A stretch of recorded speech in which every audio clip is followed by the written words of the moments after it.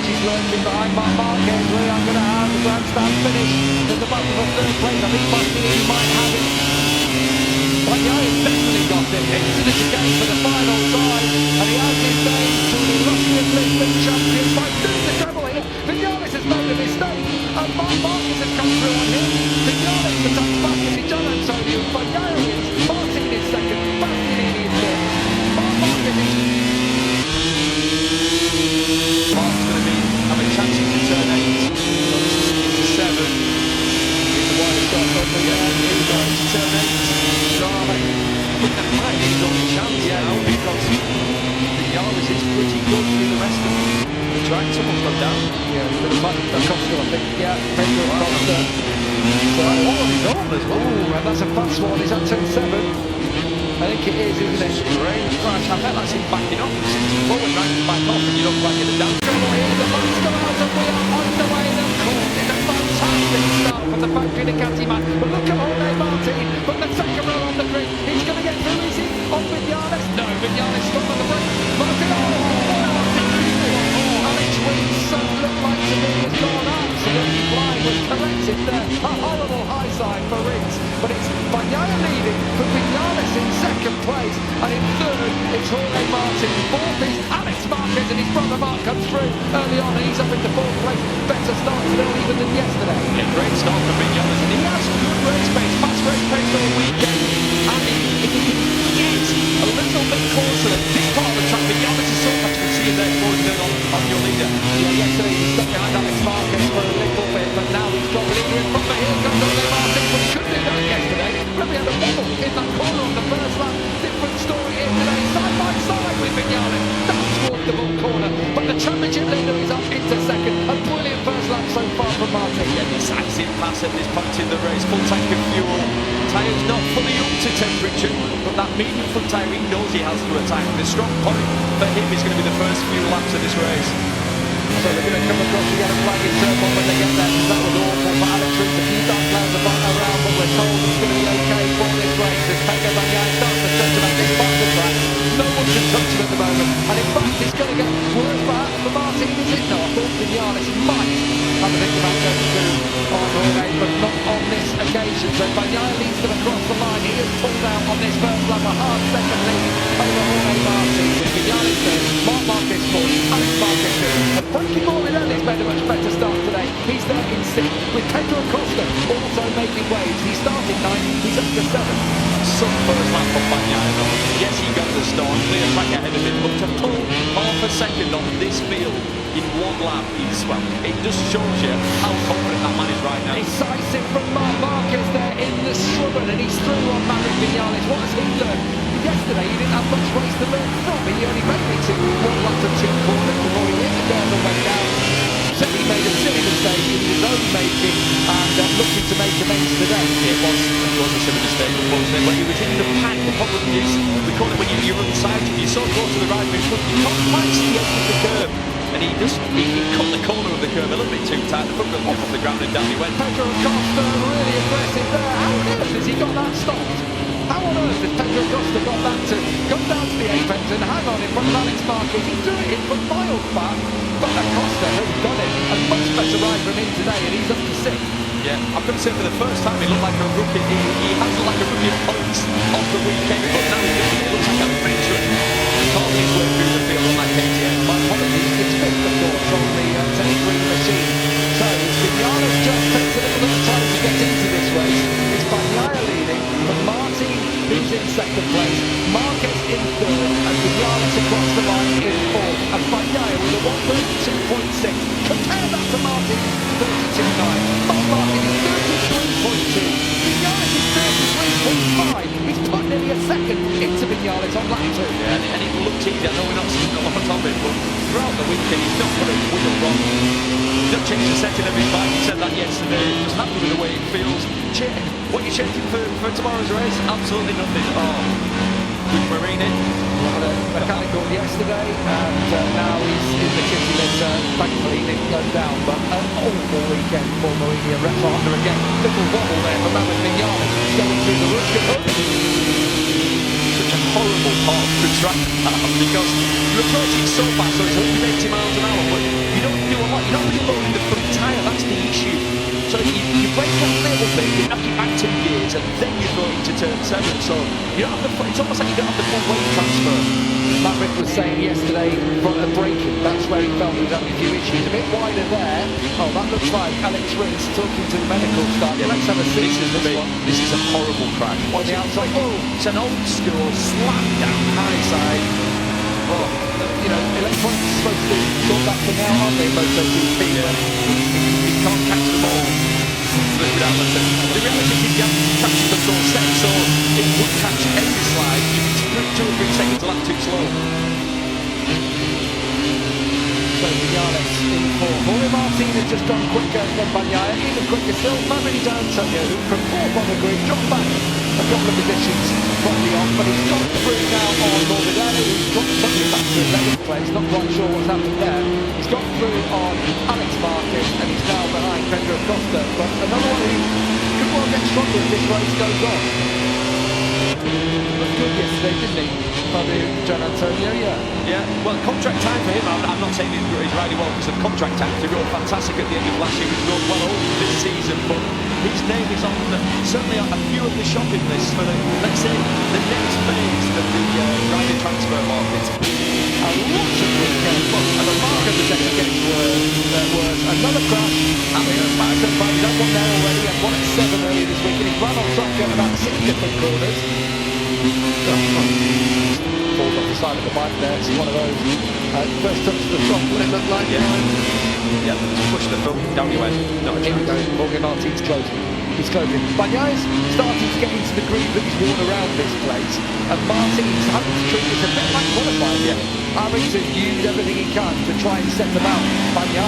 Yeah, he said that yesterday after the race. He said it just felt like I was in qualifying laps. After qualifying laps, what does that mean? It means you have no margin, nothing less. That's the absolute. This is a Digit on the lane braking, Pedro Costa. Well, that's as smooth as you like. That was Digit. Tied in. It's costing time going through the chicane, which is going to cost him time down into turn 1. Is Pedro going to come back? Oh. Digit was wise to the fact that Pedro was trying to outrage, and that was excellent from Fabio D'Antonio up into 5th place. And when his teammate is languishing so far backward, and obviously crashed out on this one, but in terms of the championship as well, he is showing VR46 that they should be looking at him in the future, although the rumour is perhaps that Frankie Morbidelli will come back into the squad for next year. He says he's got options anyway, does Digit? Yeah, a couple of options set to be complete different directions. Well, still already really early. Just talked about it in Moto 2 earlier. Tracking is walking at this stage of the race with 21 and a half to go.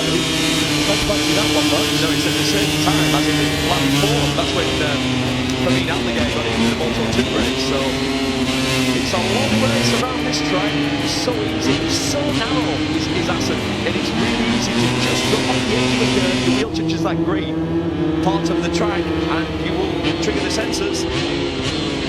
Martin's got back out to 8/10 actually than Bagnaia, as always. When Martin did a 32.3 and Bagnaia did a 32.5, Bagnaia has responded. He works so well with his crew, with his pitboard, with what he gets on his dash. He's just got a real wherewithal of what he needs to do at one stage of the race. Yeah, that's what we always talk about, a rider controlling the race. When you see a rider, when the gap comes down, if his next lap he sets his fastest lap, which he's just done. I mean, he has smashed that one out of the park at 32.0 is an impressive lap time. If you think that's half a second a lap faster than Jorge Martin, the man in second, it's 0.7 of a second of a lap faster than this man that we're looking at, Marc Marquez. Yeah, half a second quicker than last year's race lap record. It's only 4 tenths behind what he did in the sprint yesterday. Only rider matching that at the moment is Digit in 5th place with a 32.0. That's unreal.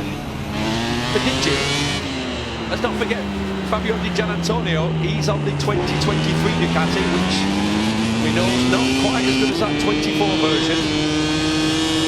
We are going to talk about tyres as well, though. It is concerned that something they just need to keep an eye on in this race.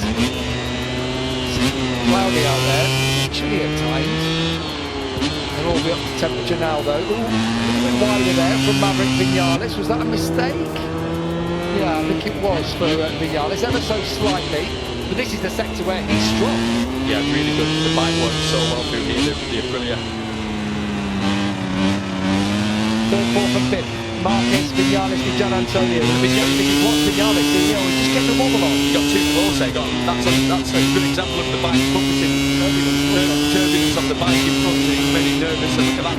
That's actually costed. Not only has he not passed Marc Marquez, he's now lost the place to DG. He will get the drive here. And he should get alongside defending well there is Digi. That was clever riding. He knew he'd got no speed through the chicane, so he knew he was a sitting duck. What did he do? Pulled right across. You're allowed to do that. It wasn't a weird weave. It wasn't dangerous.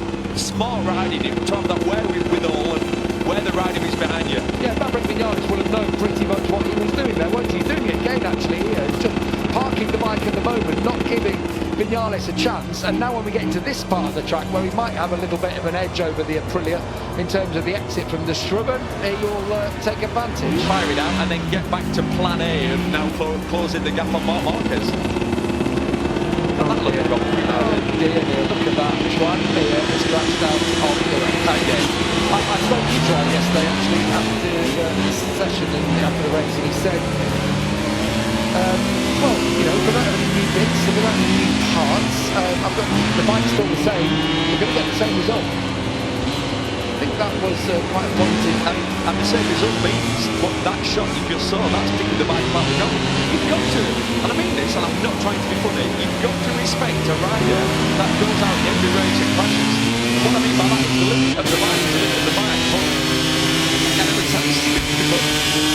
You can't set a better example to your team to say, look, I'm trying to stay with riders, this is what happens. You know what, I can ride round them, like Nicky Marini's done quite a few races this year, way off the bike in last place, or I can push and try my best to get the best result. Yeah, and he actually sounds more and more like he might stay with Honda, which is again testament. But it sounds to me like Yamaha, we seem to bring a new engine here this weekend. It's not quite working for Fabio Quartararo down in 13 at the moment. He says it'll work in other places better because it improves the stopping performance of the bike.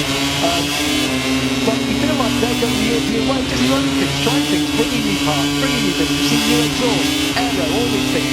We've seen those on the test bikes at Honda. We might have seen the odd thing on Zarco's bike, but it's like we've still got the, you know, the little bit of something in the teeth and thinking, yeah, well, we're going to need to put it through a few more tests. Yeah. We're going to need to get that machine and test it. The traditional Japanese way, that's what it's the way Japanese manufacturers have done it for years. And it's worked up until the point of, well, you'd have to say, what, 10, 15 years ago, the development, the way the European manufacturers have started to work, and then now that took a while, and now we're in the sweet spot of that, and the Japanese manufacturers are having to react. Also, what I'm hearing on, DG's through. Yeah, already happened. DG's gone through on Marc Marquez and Maverick Vinales now. He is up into third place. But Marc is really, well, I think he's riding wide, so Vinales, and now Acosta's on the back of them too. Interesting. Acosta does have a soft rear tyre in that bike, so does Brad Binder. It's something that KTM seem like they might be able to ride. But you've got to feel like perhaps a couple of people like Vinales, like Marquez, might have a bit more pace. Are they saying something? Yeah, I would have to agree, because I'm just fancying, I can't remember the last time a 23 passing past small. So Fabio Quartararo was on the same bike as him. You'd have to think there's still 18 laps to go. That Marc is, let's say, with what we're going right into a lap time, doing a certain pace, knowing that he can keep that consistently throughout the race as opposed to, say, burning the rear tyre out. So you could say top 5 was his best bet for the race today. I'm so impressed though, guys. Fabio Gian Antonio showed just what he's capable of. He's in the podium positions ahead of Marc Marquez. Is it a mistake here? It's going to be, I'm guessing.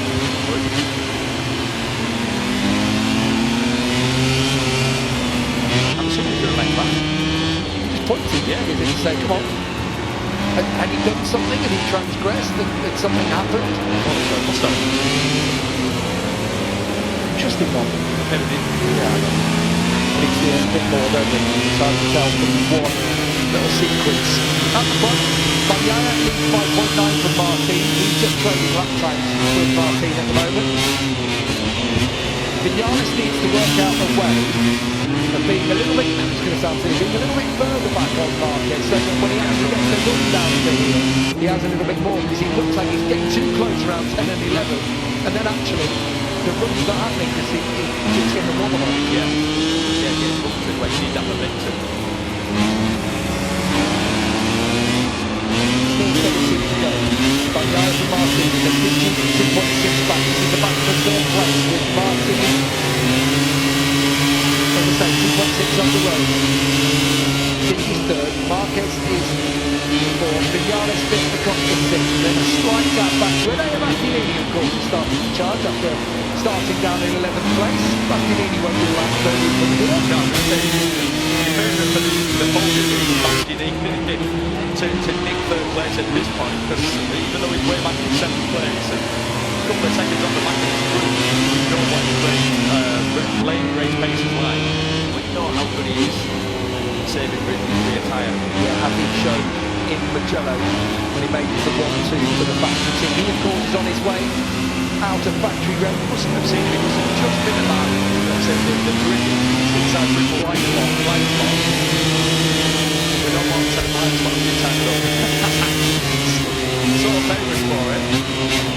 But genuinely, I'm not again. I'm just going to put it. You don't lean on the line at that point. It's like you're always going to get punched off the side of the track. Shoulder double check his right shoulder. Yeah. We're not life-saving check now. 2 seconds the gap at the front between Bagnaia and Martin. Bagnaia's pace 32.5. In fact, Martin was 3/10 on that last lap, but you know what? Bagnaia responded instantly and gone back down to low 32. Martin at 32.7. The race is run at the front unless there is a mistake. This is the battle for the podium now. Now on that lap, Bastianini 32.5, Vinales 32.7 and Marquez at 32.5. Jonathan at 32.5. So the three gap is running pretty much identical pace here. I can sort of see and feel the red wrist on him because he wants to pay it back, I think, because it's one thing for like a relatively firm grip, but it's another one when someone shoulder charges you about 180 miles an hour into turn 6.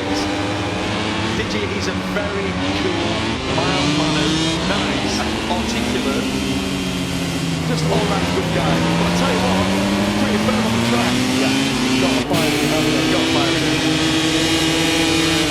So 10th on the grid it was for Mayhem. Yesterday, there was no election. Scarborough started 10th today.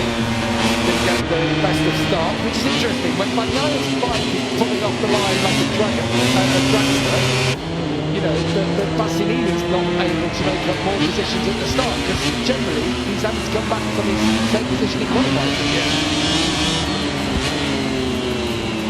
Conqueror's been disappointed. I was looking 22 seconds down at this point. He doesn't realise he's going, but down in 13th place, tested last week, trying to do it, they said what he said was better. He did get it stopped, helped him turn in. They've not really seen big advantage or any advantages here. Great last time, so you would expect it. And laps. And the ones where they suddenly picked back in lap 23 is when Martin's responded and all the rest is taking time out. It's a seriously impressive run that Bagnaia has put together here. I think we're going to have a decent last lap on the third, because the battle for third, they're all getting closer. I'm looking at it on a different screen, the aerial view. Mark's closing in definitely on Vinales. And this man, well, the only negative for this man is for all the team sponsors that none of them are putting to record the city. Between Marc Marquez and Fabio Quartararo, and that's Marc making time the only places that he can, and let's have a see now. We go down into the vault, turn 9. More gravel trap, I think, the feeling. I like the sound of that. Looks like he's able to turn a little bit tight there, but this is where we've seen Vinales strong all weekend, isn't it? It really works so well for you. Look at that, well, you can see it really then accelerate away. The corner, look how much he loses. It's all momentum then. And then it turns out that the ball will fall in. It's massive with left-hand corners. But Wiggins comes up for MRT. Don't transgress on the last lap now. Here we go. 1 to go. 2.8 miles for Pecco Bagnaia to etch his name in Assen history. Jorge Martin damage limitation for him in second place. And Mayhem looking to make it a clean sweep for the factory machine. Vinales had a track limits warning come up on that last lap. Go through the Osnabrücken. And then they'll turn round into the struggle for the final time. Digi's there. Is he close enough? Doesn't matter with him. I thought he was going to be runs anyway. Well, no. And he didn't, that would have been messy. So here comes Marc Marquez now. He's trying to find a way through. He's got enough drive to get underneath Vinales into one of the... This is where he's strong, actually. Yeah, Mark's going to be having chances to turn 8. To 7. He's the wide shot. Here we go, to turn 8. Drama.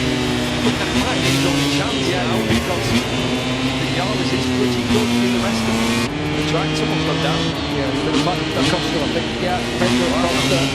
So, on his own as well. Ooh, and that's a fast one. Is that turn 7? I think it is, isn't it? Strange crash. I bet that's him backing up. He's forward right back off and you don't quite get the downforce you used to.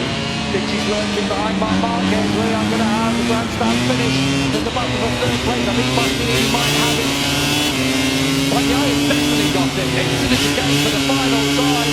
And he has his day to the illustrious Lisbon champions by